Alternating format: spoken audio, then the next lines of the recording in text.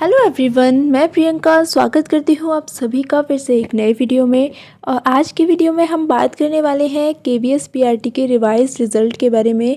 जी हाँ दोस्तों, केवीएस ने पीआरटी के जितने भी कैंडिडेट हैं उन सभी का रिवाइज रिज़ल्ट जारी किया है। इससे पहले जो रिज़ल्ट आया था और अब का रिज़ल्ट है उसमें कुछ कट ऑफ में चेंजेस हुए हैं। तो सबसे पहले हम पढ़ते हैं क्या सूचना है। देखिए, आज ही की डेट है यानी कि 27 अक्टूबर को ये जो पूरा नोटिस है वो आया है। और इसमें लिखा हुआ है कि पीआरटी के पद हेतु साक्षात्कार के लिए चयनित परीक्षार्थियों की सूचियां दिनांक 19/10 यानी कि 19 अक्टूबर को केंद्रीय विद्यालय की वेबसाइट पर अपलोड की गई थी। और उसके बाद परीक्षार्थियों से ईमेल के माध्यम से अंकों के सामान्यीकरण प्रक्रिया के संबंध में कुछ प्रतिवेदन प्राप्त हुए थे, जिनको केंद्रीय विद्यालय संगठन द्वारा केंद्रीय माध्यमिक शिक्षा बोर्ड को अग्रेषित किया गया था।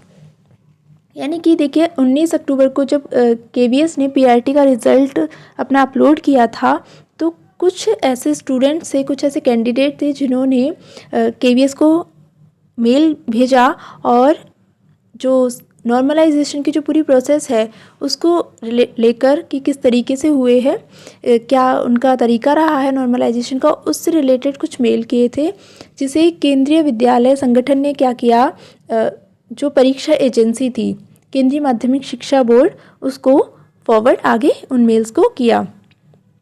अब इस विषय में जो सीबीएसई नई दिल्ली है उन्होंने क्या सूचित किया है कि प्राथमिक शिक्षक यानी कि पीआरटी पदों की कंप्यूटर आधारित ऑनलाइन सीधी भर्ती परीक्षा के बाद साक्षात्कार के लिए चयनित 19,933 परीक्षार्थियों की हस्ताक्षरित सूचियां इस कार्यालय के पत्र दिनांक में आपके कार्यालय को भेजी गई थी। अब इसमें क्या है, अभ्यर्थियों ने अंकों के सामान्यीकरण की प्रक्रिया के संबंध में अपने प्रतिवेदन किए हैं और इस प्रक्रिया को पुनः जांचने के लिए अनुरोध किया है। यानी कि कैंडिडेट ने कहा था कि आपकी जो भी प्रोसेस है, जिस तरीके से आपने नॉर्मलाइजेशन किया है, जिस तरीके से आपने मार्क्स लिए हैं, उसको आप दोबारा से एक बार चेक कीजिए। ऐसा कैंडिडेट ने केवीएस को मेल भेजा था। फिर आगे लिखा हुआ है कि इन्हीं को ध्यान में रखते हुए जो नॉर्मलाइजेशन की पूरी प्रोसेस थी उसको पुनः जांचा गया, यानी कि दोबारा से चेक किया गया। और ये जो नॉर्मलाइजेशन था ये अप्रैल 2023 में कर लिया गया था, जिससे क्या हुआ कि प्राइमरी शिक्षक की परीक्षा में उपस्थित सभी परीक्षार्थियों के अंकों को गणना में लिया गया था। मतलब उस समय जब ये नॉर्मलाइजेशन की प्रोसेस हुई थी तो बीएड और बीटीसी दोनों के जो कैंडिडेट थे उन सभी के मार्क्स को ध्यान में रखकर ये जो कैलकुलेशन थी वो की गई थी। अब जो सुप्रीम कोर्ट का जो फैसला आया था 11 अगस्त को, उसमें क्या आया था कि केवल बीएड डिग्री रखने वाले परीक्षार्थी हैं उनको प्राइमरी शिक्षक के पद से अयोग्य घोषित कर दिया गया था। तो उस जजमेंट के आधार पर सामान्यीकरण के डाटा से केवल बीएड डिग्री धारक परीक्षार्थियों को हटाकर वरीयता सूची तैयार की गई थी। प्रतिवेदन के परिप्रेक्ष्य में अब बीएड डिग्री धारक परीक्षार्थियों को लिखित परीक्षा के अंकों के डाटा के हटाने के बाद शेष परीक्षार्थियों के अंकों का सामान्यीकरण किया गया है, जिसके बाद क्या हुआ है कि सभी परीक्षार्थियों के सामान्यीकृत अंकों में परिवर्तन हुआ है। यानी कि जब उन्होंने अप्रैल में सभी के जितने भी कैंडिडेट थे, यानी कि चाहे वो बीएड के हों या बीटीसी के हों, सभी को मिलाकर जो प्रोसेस थी वो की थी। लेकिन अब उन्होंने क्या किया है, बीएड वालों को हटाकर दोबारा से जब इस नॉर्मलाइजेशन को लगाया है तो इससे क्या हुआ है, जो मार्क्स हैं उनमें भी चेंजेस आए हैं और कट ऑफ भी परिवर्तित हुई है। और इस प्रकार साक्षात्कार के लिए चयनित परीक्षार्थियों की सूचियां तैयार करने पर क्या पाया गया है, कुल 301 अतिरिक्त यानी कि कुछ 301 अतिरिक्त कैंडिडेट को साक्षात्कार के लिए चयन सूची में सम्मिलित किया गया है। यानी कि 301 अतिरिक्त लोग इस लिस्ट में जोड़े गए हैं।